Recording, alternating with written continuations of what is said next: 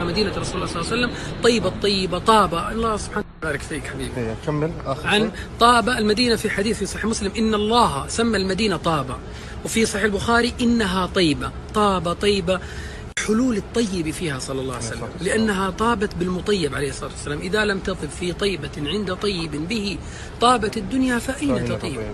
إذا لم يجب في حيها ربنا الدعاء ففي أي حي للدعاء يجيبه. فهي يعني مثل العسل ذوقي، مهما لا يستطيع الإنسان مهما أوتي من البيان أن يصف المدينة، يحتاج أنا لو أكلمك عن العسل لونه بني للدعاء يجيبه. فهي يعني مثل العسل ذوقي، مهما لا يستطيع الإنسان مهما أوتي من البيان أن يصف المدينة، يحتاج أنا لو أكلمك عن العسل لونه بني وكذا، لكن لو أعطيك ملعقة رشفة بسيطة كيف طعمه؟ هي حاجة ذوقية، من ذاق عرف، ومن عرف وصف، ومن عرف غرف. فالله يرزقنا الأدب في المدينة ويكرمنا إن شاء الله بشرف خدمة المدينة يا رب العالمين، ويجعلنا إن شاء الله مماتنا في المدينة وتحديدا في البقيع يا رب يا كريم يا الله. أنا وإياك إن شاء الله